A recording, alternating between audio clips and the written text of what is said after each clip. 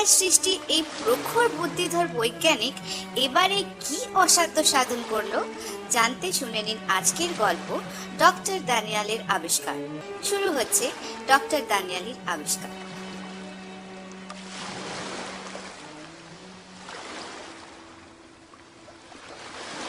15 April, Rome. কাল এক আশ্চর্য ঘটনা। আমি এখানে এসেছি একটা বিজ্ঞানী সম্মেলনে। কাল স্থানীয় বায়োকেমিস্ট ডক্টর ড্যানিয়েলির বক্তৃতা ছিল। তিনি তার ভাষণে সবাইকে চমৎকৃত করে দিয়েছেন। অবশ্যই আমি যে অন্যদের মতো অতটা অবাক হয়েছি তা নয়, কিন্তু তার কারণটা একটু পরে বলছি। ড্যানিয়েলির আশ্চর্য ভাষণের কথা বলার আগে একটা কথা বলা দরকার। বিখ্যাত ইংরেজ লেখক রবার্ট লুই স্টিভেনসনের উপন্যাস ডক্টর জেকেল অ্যান্ড মিস্টার হাইডের কথা অনেকেই জানেন। যারা জানেন না তাদের জন্য বলছি যে ডক্টর জেকেল বিশ্বাস করতেন প্রত্যেক মানুষেরই একটা ভালো আর একটা মন্দ দিক থাকে।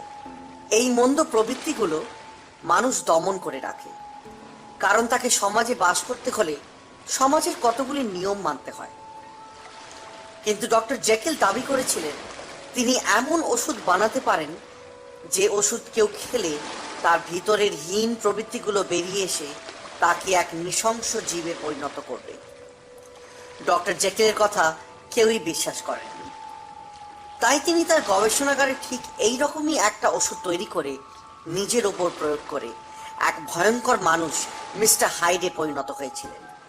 যদিও ডক্টর জেকেল এমনিতে ছিলেন অতি সজ্জন ব্যক্তি। স্টিভেনসনের এই উপন্যাস যথেষ্ট আলোড়নের সৃষ্টি করেছিল, কিন্তু এমন ওষুধ বাস্তবে আজ পর্যন্ত কেউ তৈরি করতে পারেনি।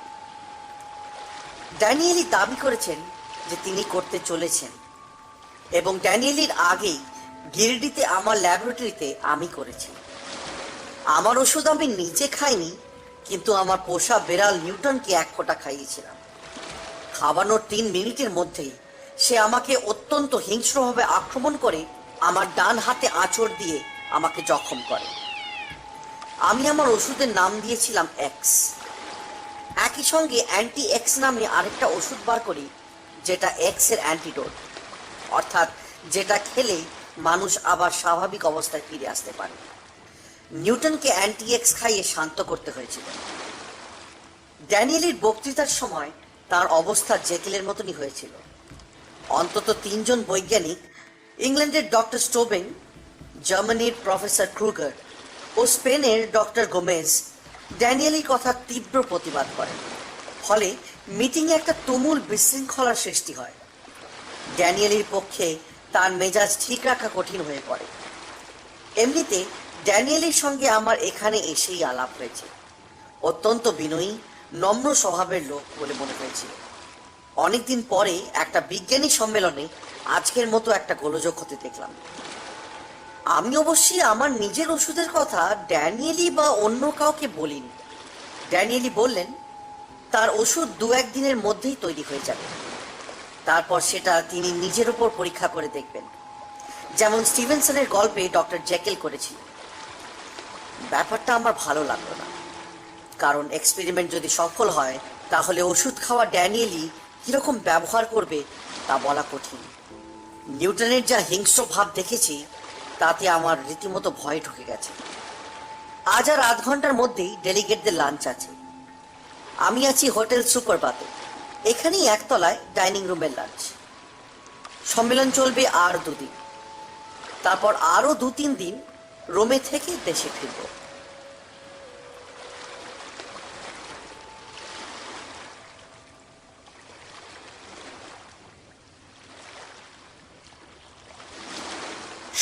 এপ্রিল।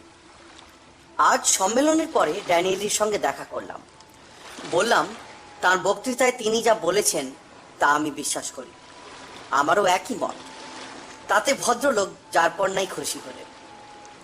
আমি বললাম, তুমি যে ওষুধ বানাচ্ছ সেই সঙ্গে তার প্রভাব দূর করার জন্য ওষুধ তৈরি করেছ আশা করি। তা তো বটেই। এই ব্যাপারে আমি স্টিভেনসনের উপন্যাসের দ্বারা প্রভাবিত হয়েছি। এতদিন কেন যে কেউ এরকম একটা ওষুধ তৈরি করতে চেষ্টা করেনি তা জানি না। তার কারণ স্টিভেনসনের গল্পেই পাওয়া যাবে।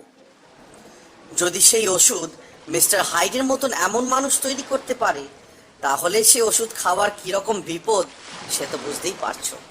কিন্তু তা বলে তো বিজ্ঞানকে থেমে থাকতে দেওয়া যায় না। পরীক্ষা নিরীক্ষা চালাতেই হবে, এবং আমার পরীক্ষা যদি সফল হয় তাহলে তার পরিণাম যাই হোক না কেন এটা মানতেই হবে যে সেটা বিজ্ঞানের অগ্রগতির একটা নিদর্শন। তবে তুমি যদি একটা হাইডে পরিণত হও তাহলে ব্যক্তিগতভাবে আমার সেটা মোটেই ভালো লাগবে না। দেখা যাক কি হয়। তুমি কি কি উপাদান দিয়ে ওষুধটা তৈরি করেছো সেটা জানতে পারি কি? ভদ্রলোক যা উত্তর দিলেন তা শুনে আমি একটা অদ্ভুত রোমাঞ্চ অনুভব করলাম। আমিও ঠিক একই উপাদান দিয়ে আমার ওষুধটা তৈরি করেছি। সেটা অবশ্যই আর দানিয়েলিকে বললাম না, এবং দানিয়েলিও তার উপাদানের পরিমাণ আমাকে বললেন না।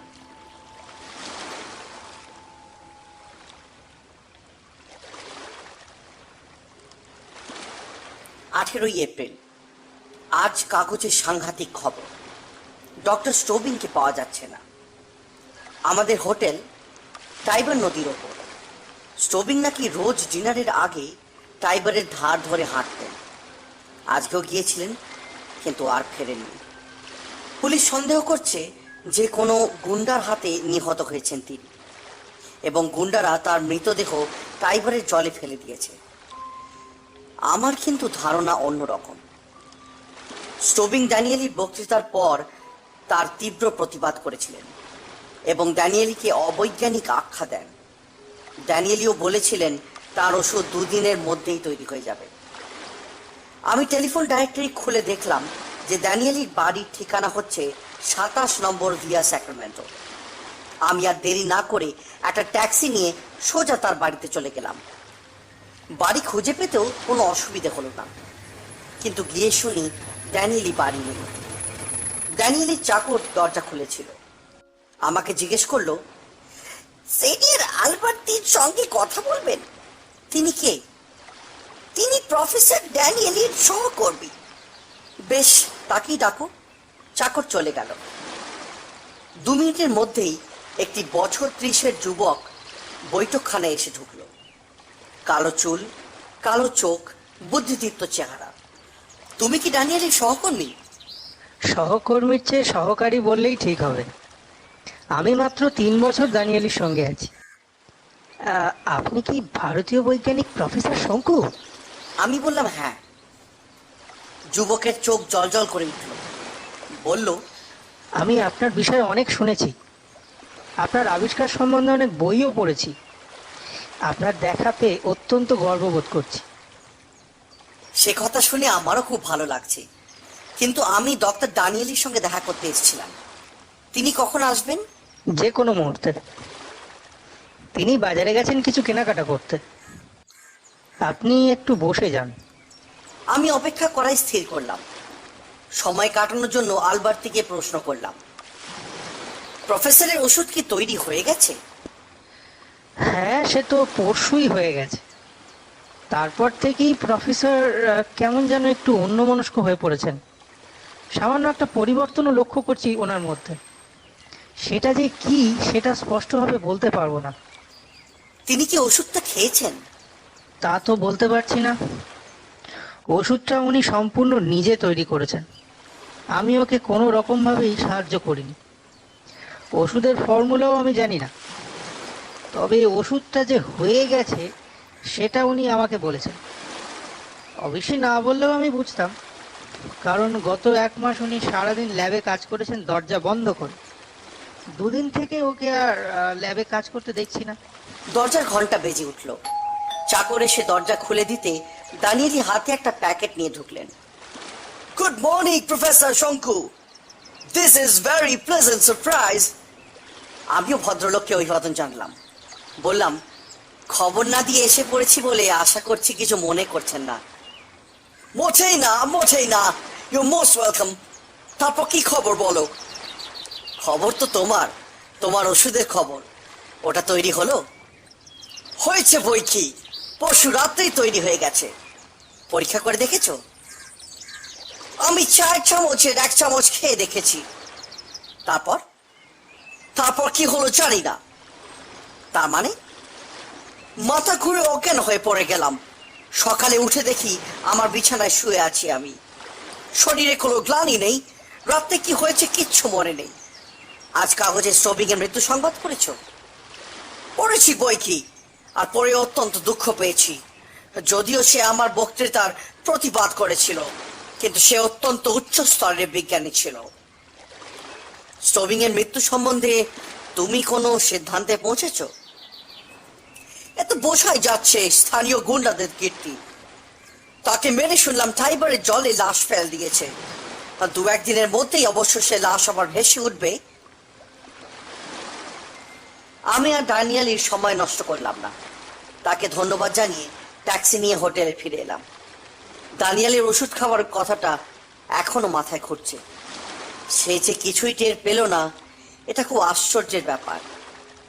আমার ওষুধেও কি একই প্রতিক্রিয়া হবে?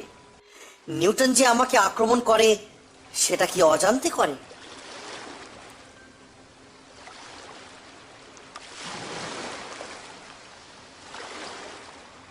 19 এপ্রিল, কাল রাতে 11:30টার সময় জার্মানির প্রফেসর ক্রুগার আর স্পেনের ডক্টর গোমেজ খুন হয়েছেন তাদের ঘরে। সেই সঙ্গে টাইবার নদীতে স্টোবিং এর লাশ পাওয়া গেছে। লাশের গলায় আঙুলের গভীর দাগ, অর্থাৎ তাকে গলা টিপে মারা হয়েছিল। এবার আর আমার মনে কোনো সন্দেহ নেই, 3টে খুনই ড্যানিয়েলের কীর্তি। পুলিশ অবশ্য তদন্ত করছে। ক্রুগার বা গোমেজের কোনো টাকা পয়সা চুরি যায়নি, কাজেই এটা একটা চোর ডাকাতের কীর্তি নয়। পুলিশ আমাদের হোটেলের রিসেপশনিস্টকে জেরা করে জানতে পারে কাল রাত্রে 11টার সময় একটি কুৎসিত লোক এসে নাকি হোটেলে ক্রুগার আর গোমেজের ঘরের নম্বর জানতে চায়। তারপর সেই দুজনকেই টেলিফোন করে। কি কথা বলেছিল সেটা শুনেছিলে? পুলিশ জিজ্ঞাসা করে। আগে না, তা শুনিনি। ক্রুগার আর গোমেজ দুজনকেই স্টোবিং এর মতনই গলা টিপে মারা হয়েছে। আততায়ী যে অত্যন্ত শক্তিশালী সে বিষয়ে কোনো সন্দেহ নেই, অথচ ড্যানিয়েলকে দেখলে তার মধ্যে শারীরিক শক্তির কোনো লক্ষণই পাওয়া যায় না। ওর বয়সও হয়েছে অন্তত 60। আমি এবার ড্যানিয়েলের বাড়িতে একটা ফোন করলাম। সে নিজেই ফোন ধরল। শান্ত কণ্ঠস্বর, কোনো উত্তেজনার লেশ মাত্র নেই। আমি ফোন করছি শুনে অত্যন্ত হৃদ্যতার সঙ্গে আমাকে অভিবাদন জানালো। আমি বললাম, আমি একবার তোমার বাড়িতে আসতে চাই। এক্ষুনি চলে এসো, আমি সারা সকাল বাড়িতেই আছি। 10 মিনিটে ড্যানিয়েলের বাড়িতে হাজির হলাম। অত্যন্ত আন্তরিকভাবে আমার সঙ্গে করমর্দন করে আমাকে সোফায় বসতে বলল। বলো, কি খবর? তুমি কি কাল রাত্রে আবার ওষুধটা খেয়েছিলে? হ্যাঁ, এবং সেই একই প্রতিক্রিয়া। ওষুধ খাবার পর কি করেছি, কোথায় ছিলাম, কখন ফিরলাম, কিছুই মনে নেই। 1 চামচই খেয়েছিলে? হ্যাঁ। তুমি বোধহয় জানো কি কাল ক্রুগার আর গোমেজ খুন হয়েছে এবং স্টোবিং এর লাশও পাওয়া গেছে। জানি। এরা 3 জনই কিন্তু তোমার বক্তৃতায় ঘোর আপত্তি তুলেছিল। তাও জানি। আমার একটা কথা শুনবে? কি? ওষুধটা আর খেও না। তুমি যখন নিজে কিছুই অনুভব করছো না, তখন খেয়ে লাভ কি? বিজ্ঞানের দিক দিয়ে তো তোমার কোনো জ্ঞান আহরণ হচ্ছে না। সত্যি বলতে কি, তুমি তো কিছুই জানতে পারছো না। তা পারছি না, কিন্তু একটা কিছু যে হচ্ছে তাতে কোনো সন্দেহ নেই। কিছু মনে করো না, কিন্তু আমার ধারণা এই 3টে খুনের জন্য দায়ী তুমি, অর্থাৎ তোমার ওষুধই দায়ী। ননসেন্স! ননসেন্স নয়। কেন সেটা আমি বলছি। আমি নিজে একই ওষুধ আবিষ্কার করেছি ভারতবর্ষে, আমার ল্যাবরেটরিতে। আমি সেটা আমার পোষা বিড়ালের ওপর পরীক্ষা করেছিলাম। ড্রপার দিয়ে 1 ফোঁটা ওষুধ তার মুখে ঢেলে দিয়েছিলাম। 3 মিনিটের মধ্যে সে আমাকে আক্রমণ করে জখম করে। তার আধ ঘন্টার মধ্যেই অবশ্যই সে আমারই তৈরি একটা অ্যান্টিডোট খেয়ে আবার স্বাভাবিক অবস্থায় ফিরে আসে। ড্যানিয়েল একটুক্ষণ চুপ করে থাকলো। আমি লক্ষ্য করলাম তার জোরে জোরে নিঃশ্বাস পড়ছে। তারপর চাপা স্বরে সে বলল, তুমি আমার আগেই ওষুধ আবিষ্কার করেছো? হ্যাঁ। I don't believe it. দানিয়েলির কণ্ঠস্বরে এই প্রথম একটা তিক্ততার আভাস পেলাম। সে আবার বলল, আই ডোন্ট বিলিভ ইট। তুমি বিশ্বাস না করতে পারো, কথাটা কিন্তু সত্যি। তুমি তোমার ওষুধের উপাদানের কথা আমাকে বলেছ, কিন্তু পরিমাণ বলনি। আমিও ওই একই উপাদান দিয়ে ওষুধ তৈরি করেছি এবং আমার পরিমাণ মুখস্থ আছে, সেটা আমি তোমাকে বলছি। দেখো তোমার সঙ্গে মেলে কিনা। আমার পুরো ফর্মুলাটা কণ্ঠস্থ ছিল। আমি সেটা ডানিয়ালিকে বললাম। তার দৃষ্টি বিস্ফারিত হয়ে উঠল। I can't believe it. পরিমাণ দুজনের হুবহু এক। তাহলে বুঝতেই পারছো, তুমি নিজে খাওনি তোমার ওষুধ? না, এবং কোনোদিনই খাবো না। কিন্তু আমাকে খেতেই হবে, যতদিন না জানতে পারছি ওষুধ খেয়ে আমার কি হচ্ছে, আমি কি করছি, ততদিন এই ওষুধ আমাকে খেয়ে যেতেই হবে। দরকার হলে পরিমাণ বাড়াতে হবে, 1 চামচের জায়গায় 2 চামচ। তুমি কি সত্যিই কিছু বুঝতে পারছো না? ওষুধ খেয়ে তুমি কি করো? প্রথম দিন কিছুই বুঝিনি।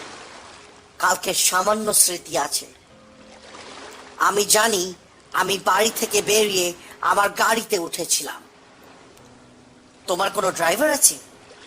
না, আমি নিজের গাড়ি নিজেই চালাই।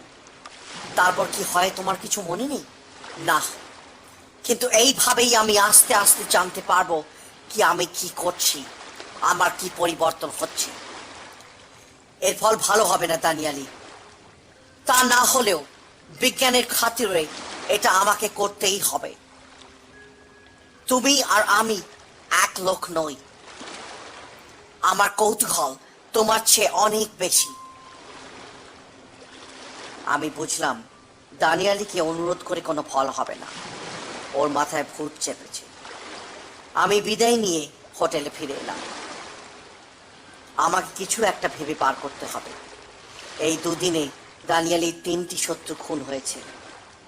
আরো কত শত্রু আছে তা কে জানে।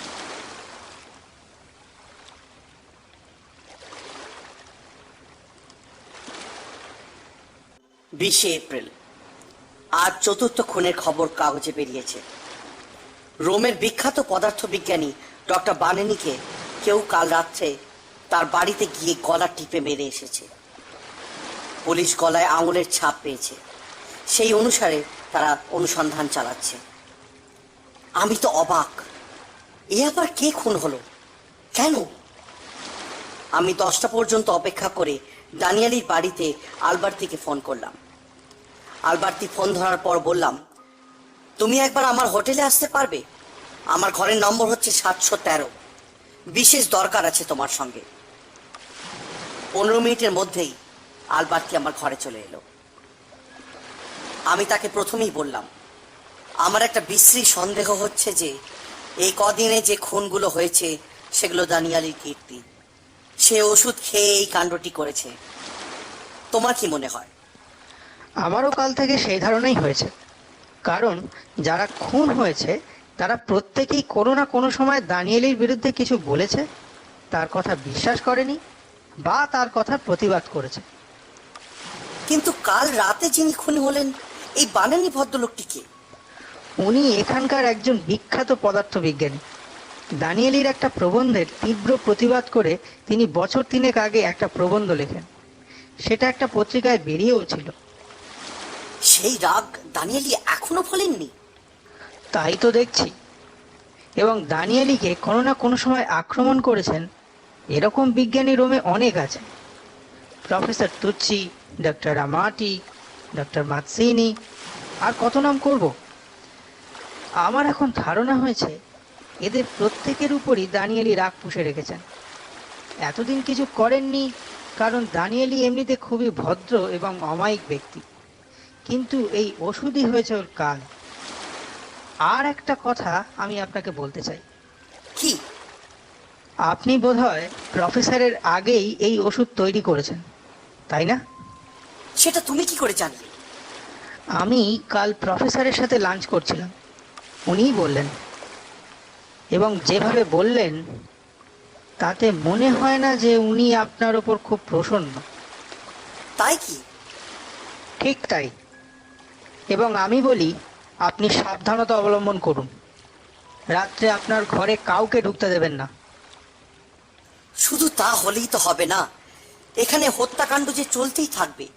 এরপর নিরীহ লোককেও দানিয়ালি খুন করতে আরম্ভ করবে সামান্য ছুতো পেলেই। তাহলে কি করা যায়? সেটাই ভাবছি। আমি কিছুক্ষণ ভেবে একটা ফন্দি বের করলাম।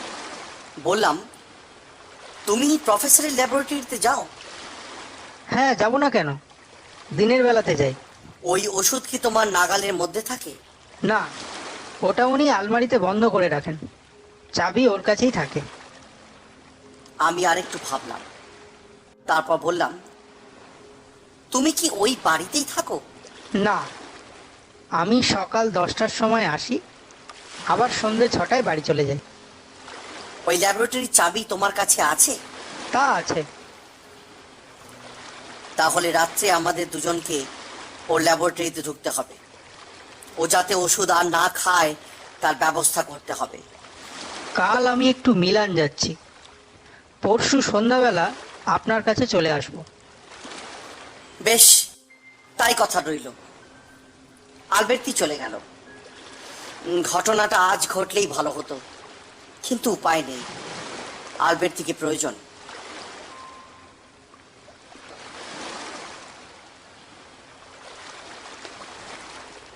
একুশে এপ্রিল। আজ দুটো খুনের খবর বেরিয়েছে কাগজে। তার মধ্যে একজনের নাম আলবের্তি কালকে বলেছিল, আরেকজন প্রফেসর বেলিনি, জীববিদ বিশারদ। দুজনকেই রাত্রির গলা টিপে মারা হয়েছে। আঙুলের ছাপ আগের খুনের সঙ্গে মিলে গেছে। পুলিশ এটা বুঝেছে যে সব খুনই একই লোক করছে।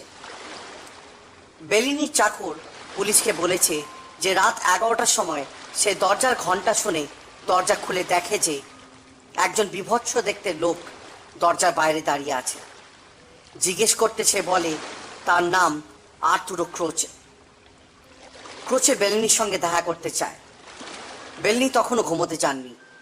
ক্রোচের নাম শুনে তিনি চাকরকে বললেন লোকটিকে ভেতরে আসতে বলতে। 15 মিনিট পরেই এই ক্রোচে লোকটি চলে যায়। বেলিনির চাকরই তার হ্যাট আর কোট তাকে এনে দেয়। তারপর মনির ঘুমোতে যাচ্ছেন না দেখে চাকরটি তার ঘরে উকি মেরে দেখে বেলিনি মেঝেতে পড়ে রয়েছে মৃত অবস্থায়। সে তৎক্ষণাৎ পুলিশকে খবর দেয়। পুলিশ বেলিনির গলাতে আততায়ীর আঙুলের ছাপ পায়, কিন্তু এখনো পর্যন্ত আততায়ীর সন্ধান পায়নি।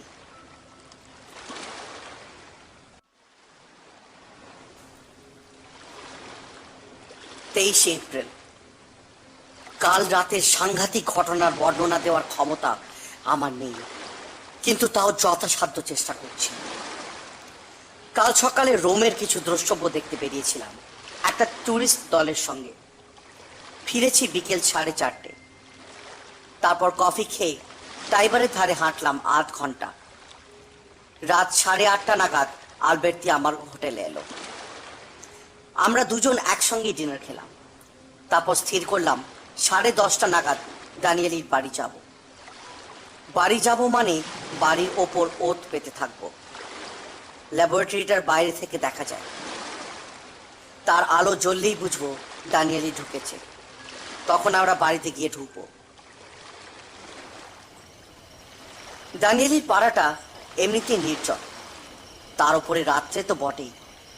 বাড়ির সামনেই একটা পার্ক আছে। আমরা দুজনে সেই পার্কের রেলিং ধরে অপেক্ষা করতে লাগলাম। ল্যাবরেটরি অন্ধকার, অথচ বাড়ির অন্য ঘরে আলো জ্বলছে। বাড়ির 200 গজের মধ্যেই একটা গির্জা, তাতে 10:30টার ঘন্টা বাজার 5 মিনিটের মধ্যেই ল্যাবরেটরি আলো জ্বলে উঠল। আমি আর আলবের্তি দানিয়েলির বাড়ির দরজায় গিয়ে ঘন্টা টিপলাম। চাকর এসে দরজা খুলে আমাদের দেখেই বলল, এখন সিনিয়র দানিয়েলির সঙ্গে দেখা হবে না, তার বারণ আছে। তার কথা শেষ হবার সঙ্গে সঙ্গেই আলবের্তি তাকে এক মোক্ষম ঘুষি মেরে অজ্ঞান করে দিল। আমরা চাকরকে টপকে ভিতরে প্রবেশ করলাম।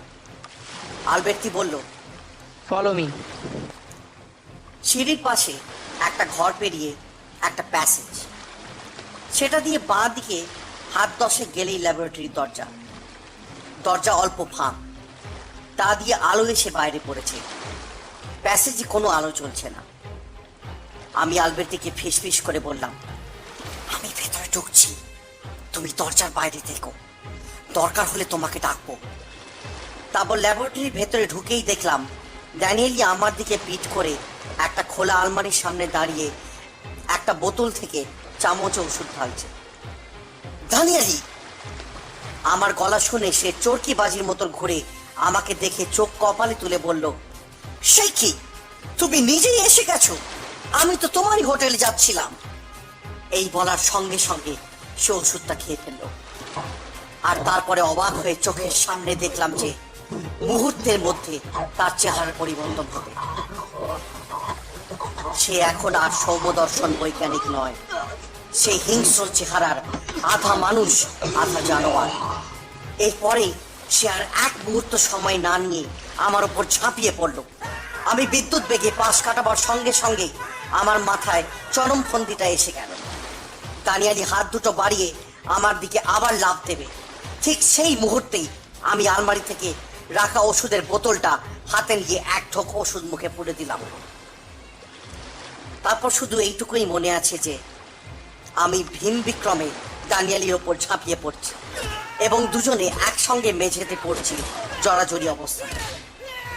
এও মনে আছে যে আমার দেহে তখন অসুরের শক্তি, এছাড়া আর কিছু মনে নেই।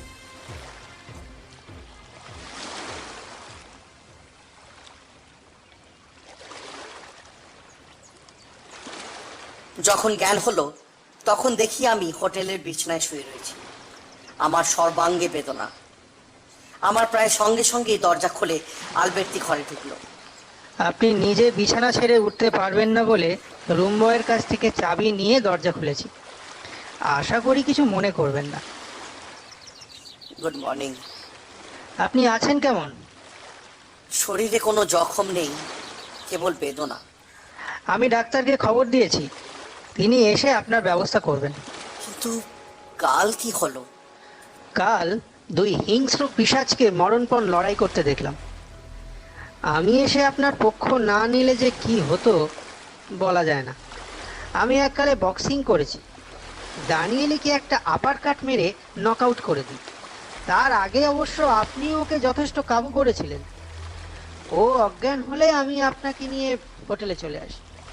যখন আপনাকে বিছানায় শুইয়ে দিই তখনও আপনার স্বাভাবিক অবস্থা ফিরে আসেনি। যতক্ষণ না আমার চেনা প্রফেসর শঙ্কুকে আমার সামনে দেখতে পাই ততক্ষণ আমি আপনার ঘরে ছিলাম।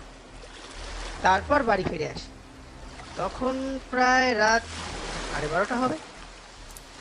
আর দানিয়েলি? এই প্রশ্ন করার সঙ্গে সঙ্গেই ডাক্তার চলে এলেন। তিনি আমাকে পরীক্ষা করে প্রশ্ন করলেন, কাল কি কারোর সঙ্গে হাতাহাতি হয়েছিল? হ্যাঁ, তার বাড়ি এই যুবকটি জানে। তিনি থাকেন 27 নম্বর ভিআর স্যাক্রামেন্টোতে। তার নাম ডক্টর এনরিকো দানিয়েলি। তিনি তার আবিষ্কৃত একটি ওষুধের প্রভাবে এই দশা করেছেন আমার। গত 4-5 দিনে যে কয়েকজন বৈজ্ঞানিক খুন হয়েছেন তার গলার আঙুলের ছাপের সঙ্গে এই দানিয়ালির আঙুলের ছাপ মিলিয়ে দেখলে দেখা যাবে যে তার সঙ্গে কোনো পার্থক্য নেই। এটা তাহলে পুলিশের কেস? তা তো বটেই। আমি এক্ষুনি পুলিশে খবর দিচ্ছি। ডাক্তার আমাকে ওষুধ দিয়ে চলে গেলেন। এবার আলবার্টি তার পকেট থেকে একটা বোতল বের করে টেবিলের ওপর রেখে বলল, এই হলো বাকি ওষুধ, এটা আপনার কাছেই থাক। আপনার ল্যাবে যে বোতলটা রয়েছে সেটার পাশে রেখে দেবেন। আশা করি এখন খানিকটা সুস্থ বোধ করবেন। সুদ পড়েছে আর চিন্তা কি? আমার মনে হয় পরশুর মধ্যেই দেশে ফিরতে পারবো। তোমার সাহায্যের জন্য অজস্র ধন্যবাদ। তোমার কথা ভুলবো না কখনো।